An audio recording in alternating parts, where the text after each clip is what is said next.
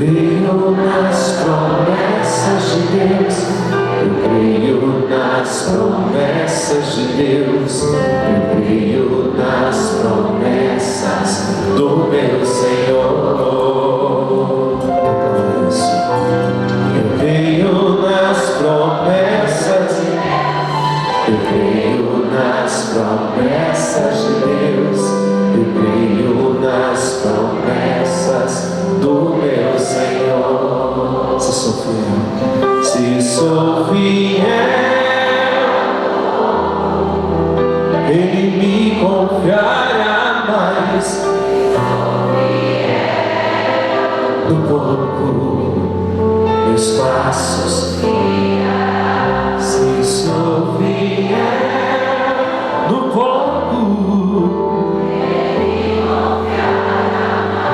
se sou fiel, no pouco, meus passos.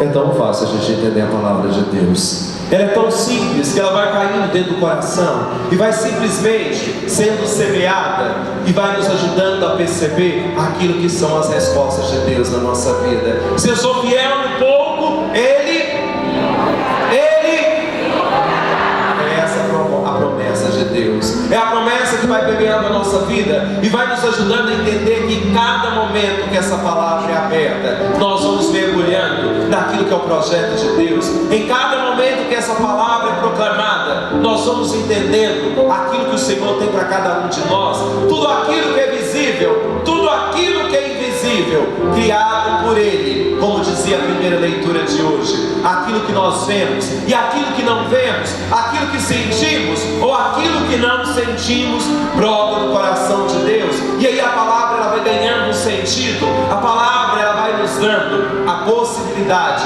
de experimentar aquilo que Deus quer. Nós estamos no mês de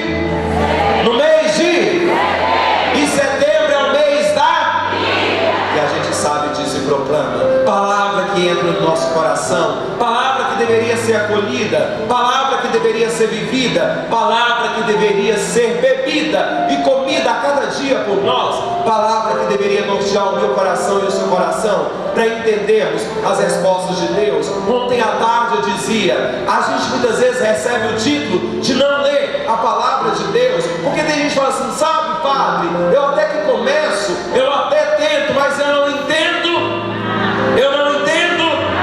Você nunca vai entender tudo, criatura. Você nunca vai entender tudo da palavra de Deus, porque a palavra de Deus, ela não só precisa ser entendida, mas ela precisa ser vivida. É uma palavra que tem que despertar no meu coração o desejo de ir ao encontro do outro. Uma palavra que às vezes lida e às vezes a gente nem compreende, mas às vezes uma única palavra, um único versículo toca o nosso coração. Sabe, ontem eu dizia como as pessoas muitas vezes elas não se abrem às promessas de Deus. Elas querem a graça, mas elas não sabem aonde buscar a graça. Elas dizem assim, sabe padre, Deus não me dá respostas, Deus não me responde quando eu pergunto. Não é que Deus não nos responde, é que nós não sabemos compreender as respostas. E Ele vai dando resposta a cada dia. Ele fala para mim, fala para você, através dessa palavra, aquilo que Ele quer dizer. Quer ver uma prova concreta disso? Você ama a palavra de Deus, sim ou não?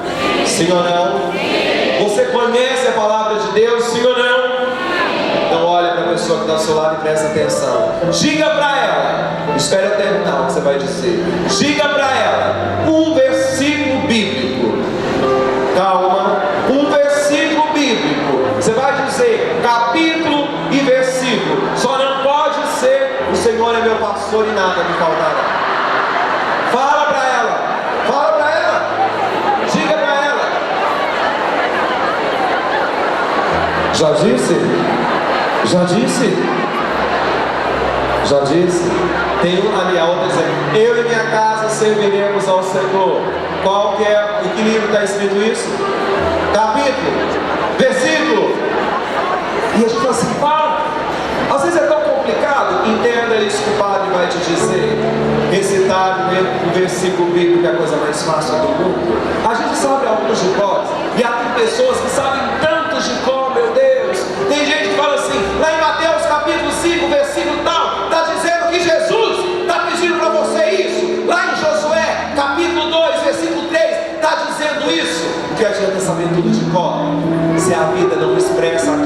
sei de cor. O que adianta saber a palavra decorada se essa palavra não decora o meu coração?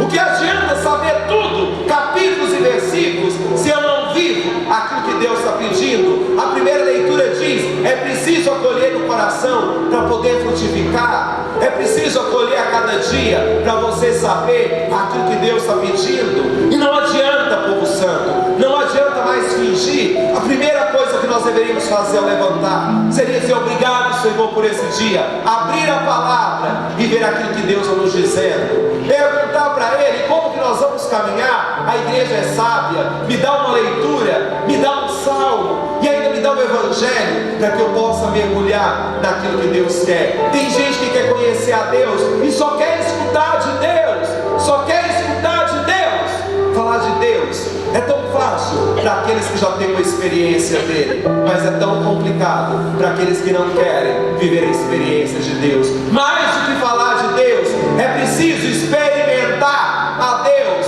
Tem gente que não entende nada e mergulha na palavra de Deus. Sabe o que eu acho mais bonito? É a simplicidade das pessoas mais velhas. A simplicidade delas me encantam. Outro dia eu cheguei na casa de uma senhora, cabelo branquinho, com a Bíblia no colo, estava lendo a palavra de Deus. E eu olhei para ela e falei assim: a senhora está lendo a palavra? Estou lendo a palavra. Todo dia eu leio. E a senhora entende tudo? Não entendo nada. Nadinha, cara. Às vezes eu nem sei o que significa essa palavra.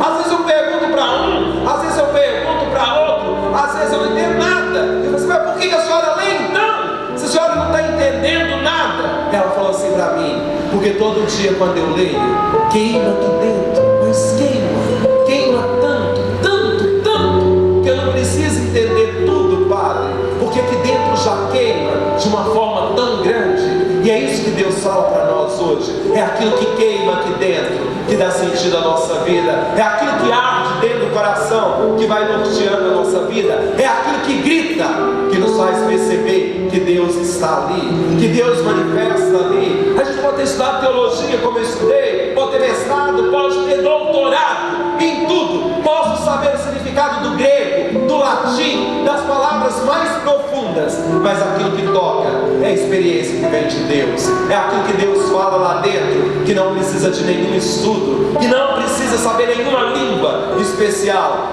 Significa unicamente colocar diante dele e dizer: que o meu coração arda, Senhor, que arda profundamente. É como quando a gente encontra uma pessoa que só de estar perto dela, o coração já se alegra, o coração já vibra, o coração já pula, e você olha e diz assim: é aqui que eu quero ficar, é aqui que eu quero estar, porque aqui é onde eu sinto uma graça que ninguém mais pode me oferecer. E ao mesmo tempo tem tantas situações que geram o nosso coração, que faz esfriar e que não nos deixa perceber a ação de Deus na nossa vida. Jesus fala isso hoje, ele falou isso hoje para aqueles homens. O que adianta pegar um remendo de roupa nova e colocar em roupa velha?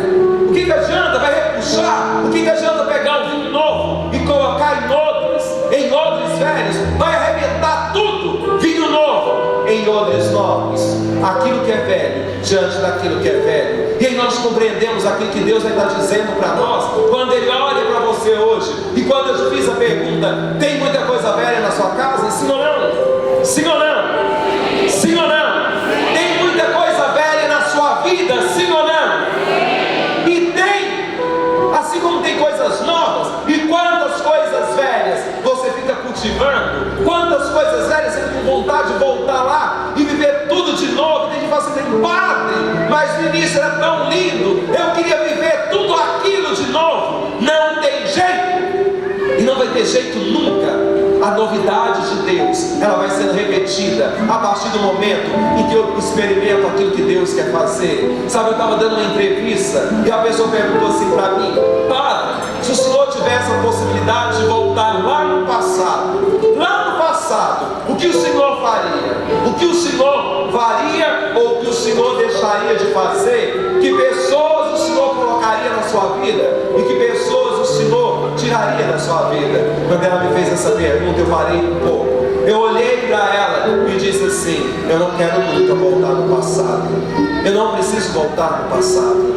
Porque se nós tivéssemos, povo santo, a possibilidade de voltar no passado, nós nunca sairíamos de lá. A gente ia tentar arrumar tudo aquilo que foi bagunçado. E aí Deus fala para nós: não volta não, porque o presente é o mais importante. Aquilo que Deus sonhou para você é aquilo que Ele já está prometendo a partir de agora. E aí você fala assim para mim: padre, se tiver algum psicólogo aqui, me perdoe, mas diz assim: a gente precisa voltar sim para organizar toda a bagunça. Você pode organizar a bagunça, mas não queira ficar lá. Não queira ficar lá. Não queira ficar lá. E tem coisa que não vai ser arrumada. E não adianta você falar: sabe, foi porque eu tive uma infância difícil, sabe, foi porque foi muito complicado, sabe, foi porque foi isso. Para de inventar desculpa para aquilo que não tem desculpa. Comece a reescrever uma história nova. Comece a colocar no papel aquilo que Deus pode fazer. Outro dia chegou uma pessoa e disse assim para mim: padre, desse jeito ela chegou: padre, sou bipolar. Eu olhei para ela assim: não, porque eu sou bipolar. Ela falou assim: ah é? E o que tem isso? Não, porque eu sou assim, padre. Eu fazia, depois eu vou e volto de novo. Eu sou bipolar. E ria, sabe? Eu olhei assim: você estava precisando pegar sua cabeça e bater naquela parede, para ver se fica tripolar. Porque é isso que está precisando. Tem gente que gosta, tem gente que acostuma. Eu sei que muitas vezes tem enfermidades que vêm, mas tem gente que se esconde atrás das enfermidades. Tem gente que faz dela um muleto e fica caminhando eternamente para ter uma desculpa para segurar o outro do seu lado, para ter uma desculpa para segurar aquilo que não quer aparentemente perder. E Deus está dizendo: deixa aquilo que é velho, deixa aquilo que é velho e abraça a novidade. Deixa aquilo que você sabe que não vai dar certo e começa a caminhar diferente. Jesus é claro: aquilo que é novo tem que ser colocado no novo. Não é que a gente despreza o velho, mas a gente olha para ele para não cometer os mesmos erros. Ou então a gente olha simplesmente para fazer uma caminhada diferente. É onde Deus dá a resposta. A palavra de Deus é assim, ela dá respostas concretas. Quando você está com dificuldade, a quem você busca? Ou o que você busca? Tem gente que muitas vezes vai lhe tirando da paciência, gente. E a gente precisa pedir misericórdia mesmo para entender aquilo que Deus quer fazer. Vem uma moça aqui, 23 anos, padre, sou apaixonada demais pelo fulano. E ele gosta de você? Não, padre, já está com outra. Padre, eu queria que o senhor me ensinasse uma oração para amarrar ele. Eu olhei para ela e pensei: cria vergonha na sua cara, cara. Como é que alguém vai ficar com a outra sendo amarrada? Como, gente? Que jeito?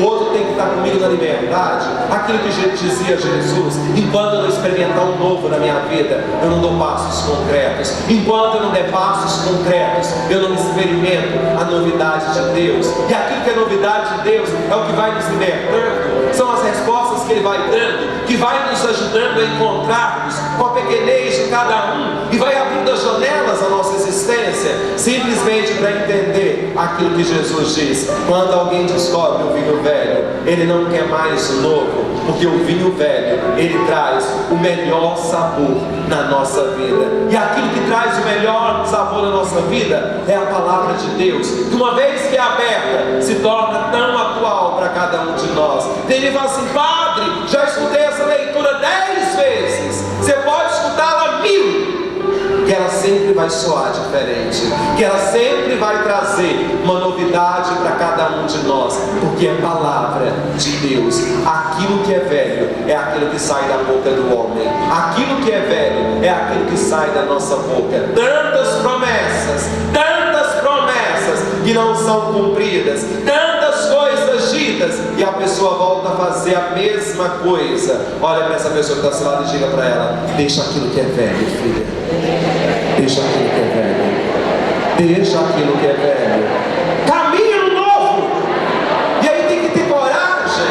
É aonde Deus pede, aonde Ele pede uma atitude nova, para que a gente possa recomeçar. Quando Jesus falava para aqueles homens, eles não entendiam muito, eles não compreendiam que através de uma linguagem tão simbólica diabólica, ele tocava no coração. Sabe, tem gente que não entende nada de Deus. Tem gente que não compreende nada daquilo que Deus está dizendo. Tem gente que não se abre para acolher aquilo que Deus quer fazer. Olha para essa pessoa e só pergunta assim para ela: o que a gente precisa fazer para não ser decepcionado na vida?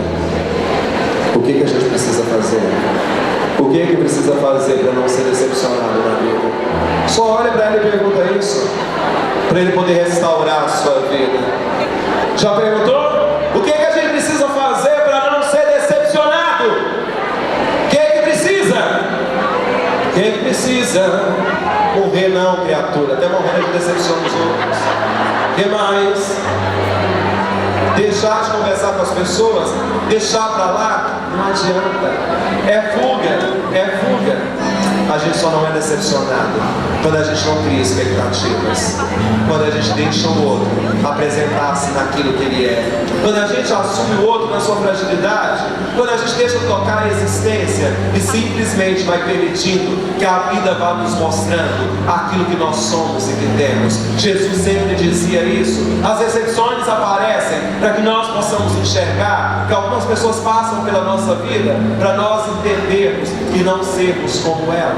E aí nós vamos compreendendo aquilo que ele vai dizer a cada instante, para que nós possamos dar passos concretos. Padre, já fui machucado demais, vai ser muito mais ainda. E é assim a nossa vida.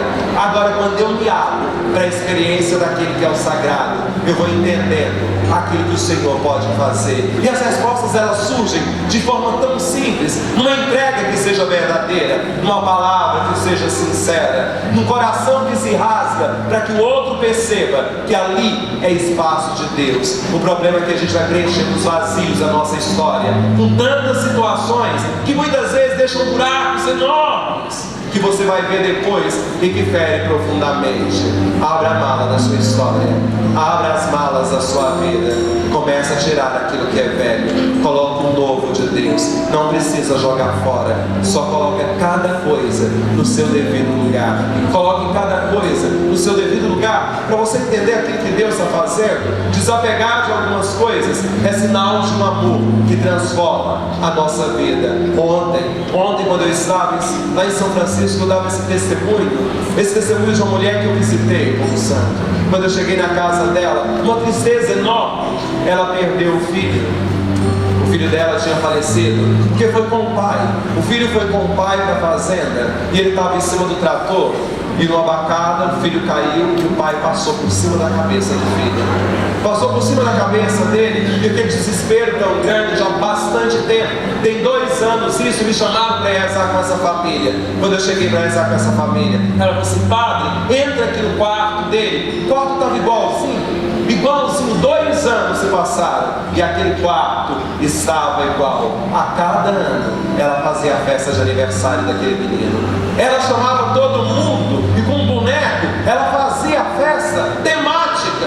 Ela ainda fazia, convidava, e as pessoas da família diziam: padre, a gente não pode falar nada, porque grita dentro dela tudo isso, eu já não sei mais o que a gente faz. E eu falei para ela, eu simplesmente olhei para ela, porque ela estava vivendo o passado. Ela estava vivendo de um passado que aprisionava de forma tão grande. Quando nós começamos a rezar, sabe, eu e mais 2 pessoas, quando começamos a rezar, eu falei assim: Deus está me mostrando uma caixa que você tem nesse quarto. Eu queria que você pegasse essa caixa. Ela pegou a caixa, e dentro daquela caixa, quando ela abriu, estava a camisa do menino toda manchada de sangue que ela guardava. Todo dia ela olhava aquela camisa, ela voltava naquele passado e não conseguia se libertar daquilo que Deus estava fazendo. E você olha e fala assim: nossa, padre, nossa, que coisa absurda, como é que uma pessoa pode fazer uma coisa dessa? Quantas vezes você faz isso, criatura? Quantas vezes você faz isso quando você fica voltando nas mensagens que não te responderam, lendo os e-mails que um dia foram te mandados e que te machucaram tanto, olhando para aquilo, para aquelas fotos, mas foi tão bom naquele tempo, e Deus dizendo: pega isso, filha, pega isso e joga fora. Foi a única coisa que eu disse para aquela mulher: queime essa camisa. Eu não dou conta, padre. É como se eu estivesse queimando meu filho. É como se eu estivesse queimando meu filho. É a única parte que eu tenho dele. E eu vou queimar, filha. Nós precisamos queimar isso para você começar a caminhar de novo, para dar espaço para Deus. Enquanto você não der espaço para aquilo que é novo, Deus não vai te dar a graça de novo da maternidade. Sabe aquele pai e aquela mãe chorando, eles queimaram aquela camisa.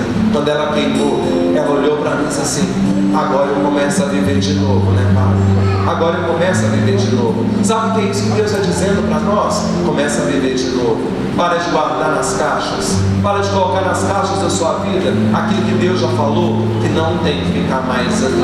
Aquilo que Deus já disse que é preciso arrancar. Aquilo que Deus já disse que é preciso se libertar. Aquilo que Deus já disse que é preciso caminhar de forma nova, para poder entender aquilo que só Ele pode fazer na nossa vida. Não tenha medo. Eu sei que às vezes dói demais. Às vezes dói demais a gente fazer de algumas coisas. Eu falo assim: meu Deus, mas é tudo aquilo ainda que eu tenho. É tudo que eu tenho. Esse é o escudo de Deus. Não é tudo, é resto, é o que ficou. Porque o que precisa ficar é aqui dentro do coração. Aqui dentro do coração, para se tornar eterno na nossa vida. Abra suas mãos. Abra suas mãos, filho amado. Abra suas mãos, filha amada. E só diga assim comigo: restaura-me, restaura-me, restaura-me, Senhor. Eu preciso de Ti. Peça isso para o Senhor.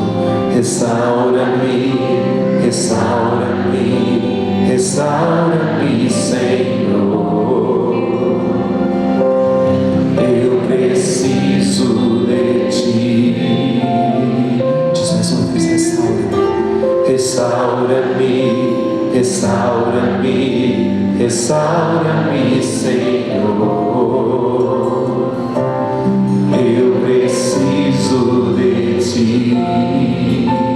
Diz mais uma vez: restaura-me, restaura-me, restaura-me, Senhor. Eu preciso de Ti. Só diz para Ele hoje: eu preciso da Tua unção, eu preciso do Teu milagre, eu preciso de Ti. Diz isso para Ele: eu preciso da Tua unção, eu preciso do Teu milagre, eu preciso de Ti. Transforma-me, transforma-me, transforma-me, Senhor. Eu preciso de Ti. Peça isso para Ele: transforma-me.